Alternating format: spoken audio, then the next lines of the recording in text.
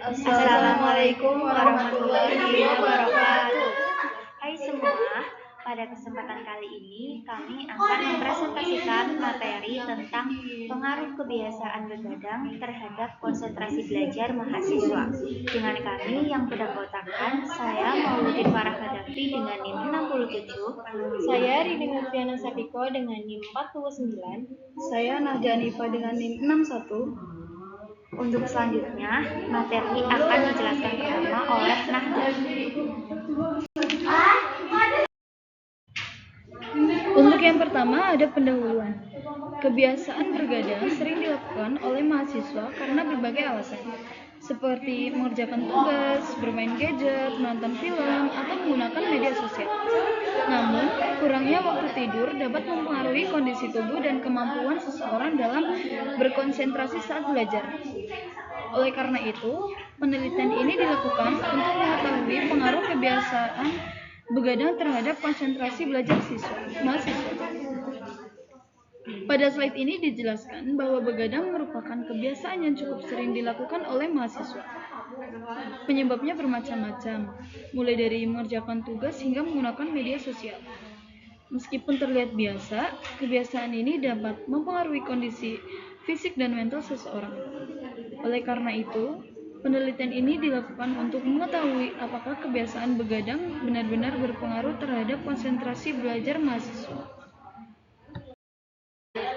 Untuk yang selanjutnya ada kajian pustaka.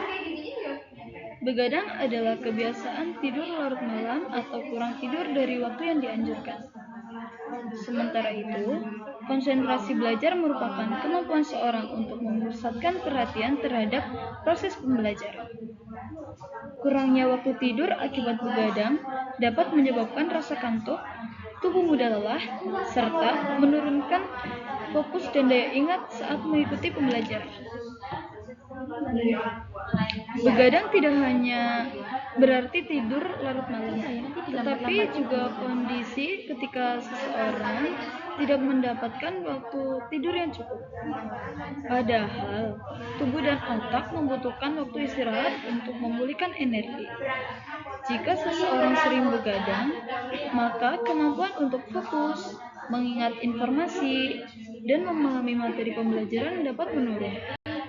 Karena itu, kualitas tidur memiliki peran penting dalam mendukung proses belajar.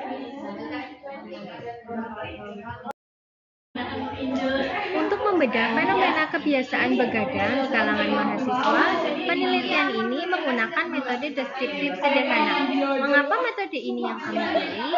Karena tujuan utama kami bukanlah mencari hubungan sebab akibat yang kompleks secara statistik, melainkan untuk memberikan potret yang akurat, nyata, dan objektif mengenai realitas keseharian teman-teman mahasiswa. Dalam pengumpulan data, kami menerapkan pendekatan kombinasi yang bersifat triangulasi untuk menjamin validitas informasi. Kami melibatkan 3 instrumen utama, yaitu observasi, wawancara, dan kuesioner. Dalam observasi, kami mengamati pola aktivitas mahasiswa di lingkungan kampus dan ruang publik, terutama terkait durasi penggunaan gadget di waktu larut malam. Yang kedua, wawancara.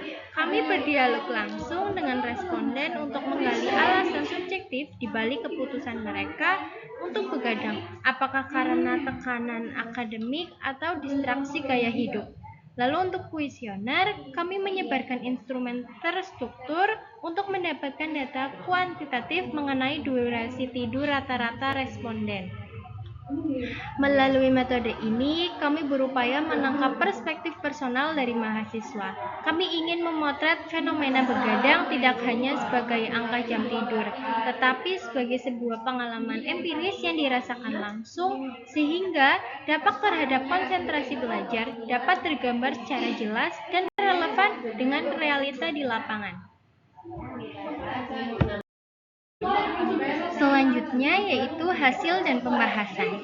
Dari data yang kami himpun, ditemukan sebuah tren yang cukup mengkhawatirkan. Mayoritas responden secara terbuka mengakui bahwa begadang telah menjadi rutinitas, baik itu dipicu oleh urgensi tugas kuliah yang menumpuk maupun yang lebih dominan, penggunaan gadget atau media sosial secara berlebihan hingga larut malam. Temuan ini membawa kita pada dampak sistemik terhadap performa akademik. Berdasarkan pengalaman para responden, terdapat pola penurunan kualitas belajar yang konsisten. Yang pertama ada dampak fisik dan kognitif. Responden melaporkan rasa ngantuk yang tidak tertahankan saat mengikuti perkuliahan di pagi hingga siang hari. Hal ini bukanlah sekedar lelah biasa, melainkan kondisi di mana otak tidak memiliki cadangan energi yang cukup untuk memproses informasi baru. Lalu yang kedua ada penurunan fungsi fokus. Kami menemukan adanya korelasi kuat antara kurangnya tidur dengan kesulitan fokus. Mahasiswa seringkali hadir secara fisik di kelas, namun mental mereka tidak sepenuhnya hadir atau terlibat dalam materi. Yang ketiga, yaitu hambatan pemahaman. Sebagai konsekuensi logis dari kurangnya konsentrasi, responden mengakui sering gagal menangkap esensi materi yang disampaikan oleh dosen. Nah, secara teoritis, hal ini menunjukkan bahwa tidur yang cukup bukan sekedar kebutuhan biologis, melainkan investasi kognitif. Ketika waktu tidur dikorbankan, efektivitas proses belajar terdegradasi secara signifikan. Akibatnya, mahasiswa terjebak dalam siklus di mana mereka harus belajar lebih keras untuk memahami materi yang sebenarnya bisa dikuasai dengan mudah jika kondisi tubuh mereka optimal. Dengan kata lain, begadang secara tidak langsung telah menurunkan standar potensi akademik yang seharusnya dapat dicapai oleh mahasiswa. Selanjutnya ada kesimpulan. Berdasarkan hasil penelitian, dapat disimpulkan bahwa kebiasaan begadang memiliki pengaruh terhadap konsentrasi belajar mahasiswa. Kurangnya waktu tidur menyebabkan menurunnya fokus, rasa lelah, dan kesulitan memahami pelajaran. Oleh karena itu, mahasiswa perlu mengatur waktu istirahat dengan baik agar proses belajar dapat berjalan lebih optimal. Berikut beberapa poin yang dapat kita ambil dari presentasi kali ini. Yang pertama, ada dampak negatif dari begadang.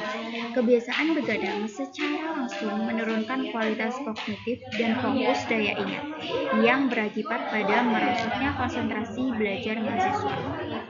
Kedua, ada pentingnya manajemen waktu. Mahasiswa dituntut untuk bijak membagi porsi waktu antara tuntutan akademik, yaitu belajar, kebutuhan biologis, yaitu istirahat, dan aktivitas digital seperti penggunaan gadget. Yang ketiga ada toleransi tidur dan konsentrasi. Pola tidur yang cukup anjurannya adalah 7-8 jam per hari. Menjaga kebugaran fisik dapat mengoptimalkan fungsi otak secara signifikan, meningkatkan efisiensi belajar di kelas. Sebagai kesimpulan dari penelitian ini, kami menemukan bahwa begadang bukan sekedar kebiasaan sepele, melainkan ancaman nyata bagi prestasi akademik mahasiswa akibat menurunnya konsentrasi. Kuncinya ada pada manajemen waktu yang seimbang. Mahasiswa harus tegas membatasi screen time, yaitu waktu di depan layar, demi mendapatkan tidur yang berkualitas. Ketika kebutuhan tidur terpenuhi, tubuh akan berada dalam kondisi prima, dan kemampuan menyerap ilmu pun akan meningkat secara drastis.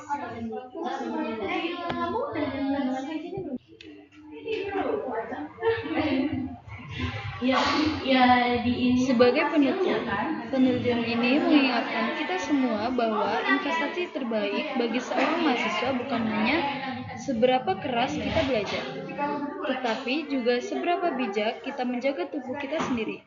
Nilai yang tinggi tidak akan optimal jika harus dibayar dengan kesehatan yang menurun akibat begadang.